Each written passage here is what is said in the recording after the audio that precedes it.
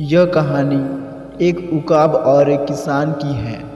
उकाब एक चिड़िया है जिसको हम चिल भी कहते हैं और यह सब चिड़ियाओं से ऊंचा उड़ने वाला पक्षी है। चलिए हम कहानी शुरू करते हैं, फिर देखें कि क्या है एक किसान और उकाब की कहानी। आइए हम शुरू करें।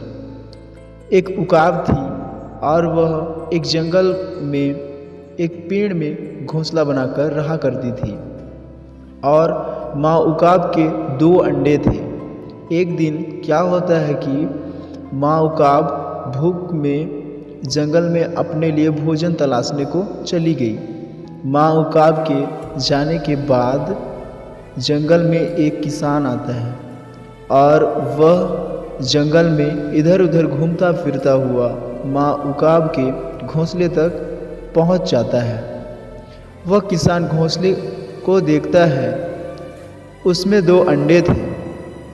उसने सोचा कि मैं यह ले जाऊं और सच में वह किसान उस दोनों अंडे में से एक अंडे को अपने घर ले जाता है और अपने घर के मुर्गियों के अंडों में उस अंडे को मिला देता है और मुर्गी अपने अंडों के साथ साथ उस अंडे को भी सेती है। फिर अंडों में से चूजा निकलने का समय आ चुका था और जब अंडों में से चूजा बाहर आए और साथ में माँ उकाब के अंडा का भी बच्चा बाहर आया, उसने खुद को मुर्गियों के बीच में पाया, जबकि उसे उकाब के झुंड में पैदा होना चाहिए था, पर ऐसा नहीं हुआ। किसान ने सब कुछ बदल डाला। अब देखिए, जब मुर्गी अपने बच्चे को भोजन ढूंढने को ले जाती थी तब साथ में वो भी जाता और मुर्गी के बच्चे के साथ साथ रहता, साथ साथ खेलता और भोजन भी साथ में करते थे। पर उकाब का जो बच्चा था उसे उनका भोजन बिल्कुल पसंद नहीं आता था। जो मुर्गी खाते थे वो भी खाता था, बट उनका जो भोजन था उसे पचता नहीं था। बाकी मुर्गियों को जो खाते थे पच जाता था, लेकिन जो उकाब का बच्चा था उसे उनका भोजन नहीं पचता था। उकाब का बच्चा सोचने लगा, ऐसा क्यों हो रहा है? माँ जो खाना ढूंढ के मुझे खिलाती, मेरे सब भाई बहन को पचता है, सब भाई बहन को अच्छा लगता है, लेकिन मुझे ही क्यों अच्छा नहीं लगता? मुझे ही क्यों खाना पचता नहीं? ऐसा क्यों हो रहा है? ऐसा करके वो सोचने लगा। वह नहीं जानता था कि मैं उकाब का बच्चा हूँ। वो तो मुर्गी को ही अपना माँ और मुर्गी के बच्चे को ही अपना भाई बहन समझ रहा था। जो मुर्गी के बच्चे करते थे वह उकाब भी करता था, पर उसे वो करना अच्छा नहीं लगता था। उनका भोजन करना उसे बिल्कुल भी अच्छा नहीं लगता था। एक दिन माँ उकाब अपने बच्चे को ढूंढते ढूंढते मुर्गियों के बीच में चली गई, जहाँ वो उकाब भी था। मुर्गियों ने माँ उकाब को आते देखकर डर के मारे छिप गए, पर जो उकाब का बच्चा था वह डरा नहीं। उकाब को देखकर वह डरा नहीं। फिर माँ उकाब चिल्लाती है, ची ची, पर वह आवाज़ उकाब का बच्चा को अच्छा लग रहा था। आपको पता है, वो नहीं जानता था कि मैं उकाब का बेटा हूँ। वह अपने आप को बस मुर्गी का बच्चा ही समझ रहा था। अब क्या होता है, चलिए देखते हैं। माँ उकाब चिल्लाती है, ची ची। उकाब का बच्चा उसे ध्यान से सुन रहा था।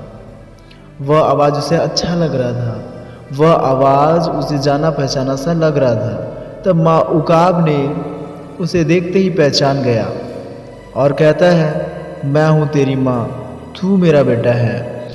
और माँ उकाब कहती है, you are not a chicken my son. तुम उकाब के बच्चे हो, तुम मेरे बच्चे हो, तुम मेरे जैसे उड़ सकते हो। तब ये बात सुनकर वो बच्चा क्या कहता है, आप मेरी माँ नहीं हो, मेरी माँ तो वो है।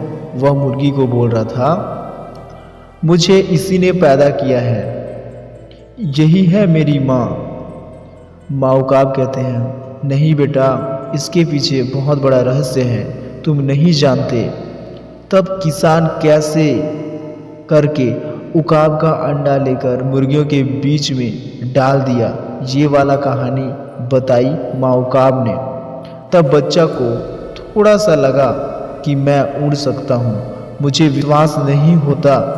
उकाब कहती है, हाँ मेरे बेटे, तुम उड़ सकते हो।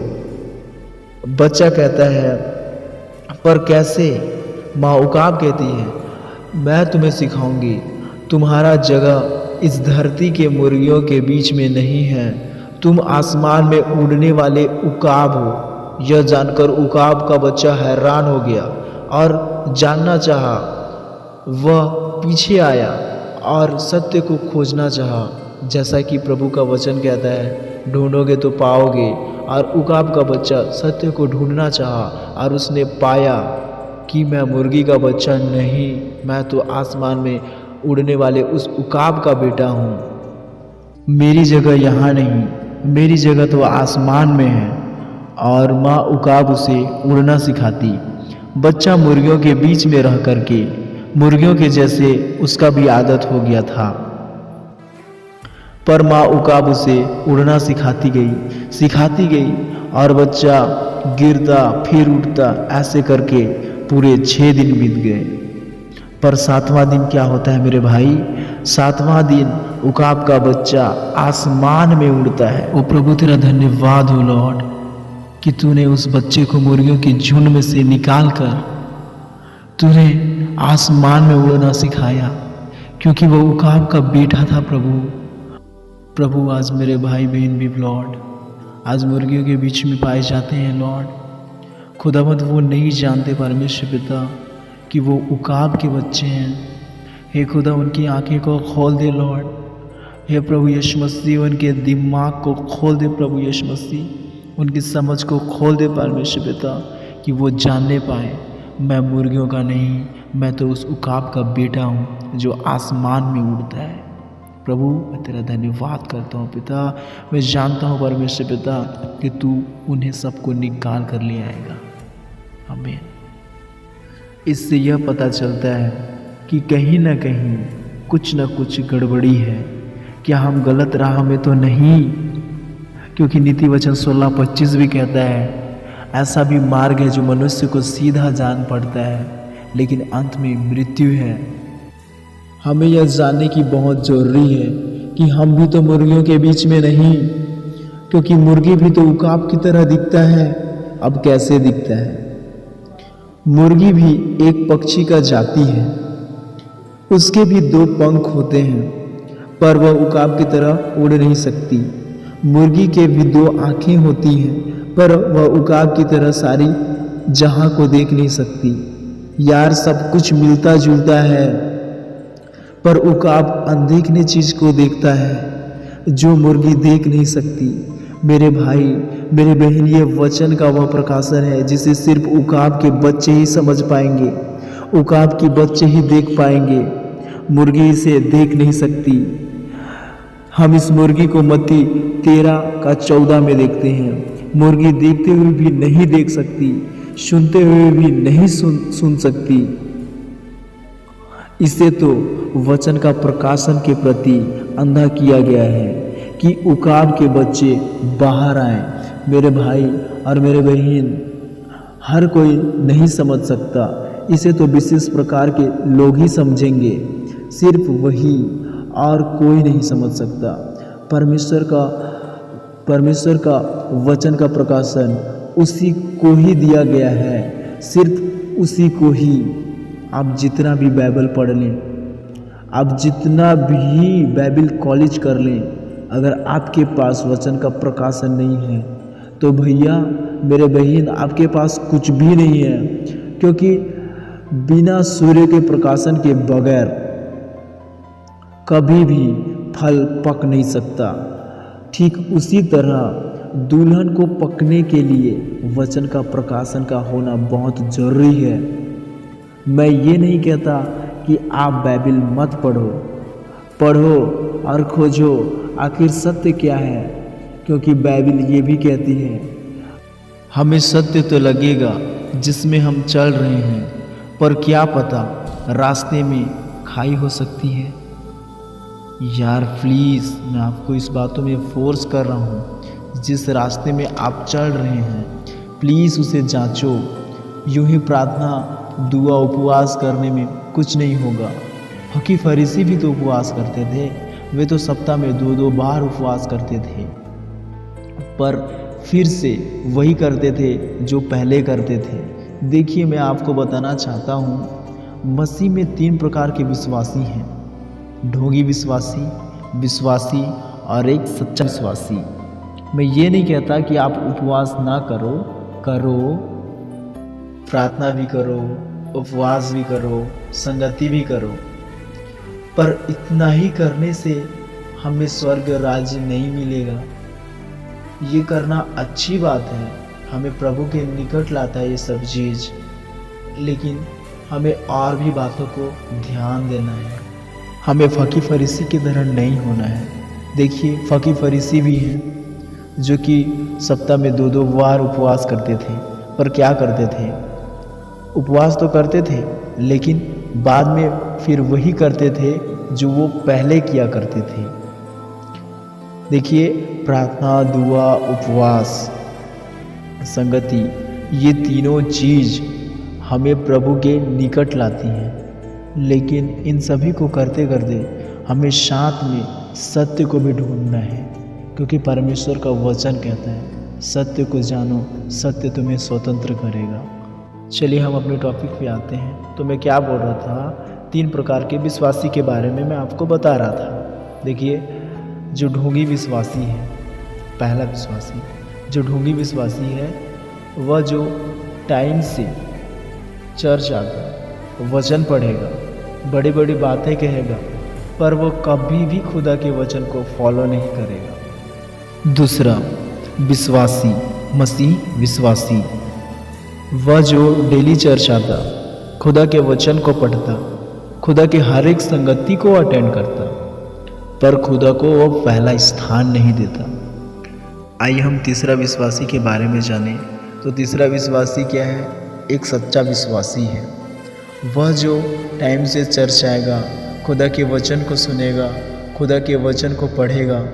मैं शॉर्टकट में कहना चाहता हूँ, खुदा के वचन को वह पूरी रीति से जिएगा, वह पूरी तरह से जिएगा खुदा के वचन को। वो कभी भी फेल नहीं होगा, वह कोशिश करेगा, वह गिर भी जाएगा फिर भी उठेगा। वह तो खुदा की तरह परफेक्ट होगा, क्योंकि वचन कहता है, जैसा मैं पवित्र हूँ वैसा तुम भी पवित्र बनो। क्योंकि वचन कहता है, जैसा मैं सिद्ध हूँ वैसा तुम भी सिद्ध बनो। ऐसा खुदा का वचन क्यों कहता है? हाँ, हम खुदा की तरह पवित्र बन सकते हैं। हाँ, हम खुदा की तरह सिद्ध बन सकते हैं। खुदा ने हमें वो क्वालिटी दी है, वो सामर्थ्य दी है कि हम उसके जैसे बन सकें। वो मेरे प्रभु मेरे अंदर में अपने कैरेक्टर को भर दे प्रभु। जैसा तू पवित्र है परमेश्वर पिता, वैसा मुझे पवित्र कर दे, मेरे भाई बहन को पवित्र कर दे। जैसा तू सिद्ध है लॉर्ड, वैसा हमें सिद्ध कर दे।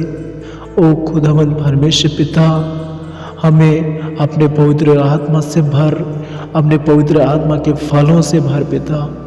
ओ लॉर्ड, हमारा उठना बैठना चलना फिरना सब कुछ तेरे योग्य हो लॉर्ड, प्रभु यीशु मसीह के नाम से आमीन। हमें सच्चा विश्वासी बनना है, ना कि ढोंगी। हम अगर यह दावा करते हैं, आई एम परफेक्ट, मैं सिद्ध हूँ, मुझ में कोई कमी नहीं, मुझ में कोई गुनाह नहीं, और हम दूसरे दिन वही करते हैं जो हम पुराना लाइफ में करते थे, ऐसे में हम ढोंगी हैं, हम विश्वासी नहीं हैं। कभी कभी मैं दुनियावी बातें करता हूँ, जिसके कारण मुझे खुद को ढोंगी फील होता है। मेरे भाई, मेरे बहन, मैं सच कहता हूँ, मैं कुछ भी नहीं हूँ खुदा के सामने। मुझसे आप अच्छे हैं। मेरे अंदर में आज भी गुनाह है, मेरे अंदर में आज भी बहुत सारी कमियां हैं, मैं जानता हूँ, लेकिन खुदा मुझे मेरे गुनाहों, मेरे अपराध से एक दिन जरूर मुझे बाहर निकालेगा, प्रभु यीशु मसीह के नाम से निकालेगा। मेरे भाई, मेरे बहन, हम खुद को जांचें, कि हम सच में रैप्चर में जाने के लायक हैं। अगर नहीं तो हम प्रार्थना करें कि खुदा हमें रैप्चर के लायक बना। आइए हम प्रार्थना करें। हे मेरे परमेश्वर पिता प्रभु जी, आज सच में लॉर्ड तूने वचन को दिया प्रभु मुझे। लॉर्ड सच में प्रभु मैं रैप्चर के लायक नहीं हूँ प्रभु। ओ लॉर्ड मुझे रैप्चर के लायक बना पिता।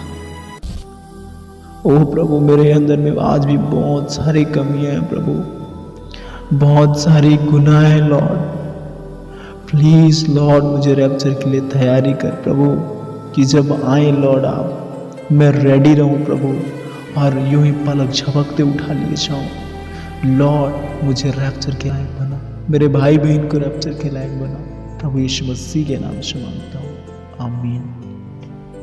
यार अगर मेरा वीडियो आपको पसंद आया हो तो प्लीज़ मेरे चैनल को सब्सक्राइब करें, लाइक कमेंट्स और शेयर करें।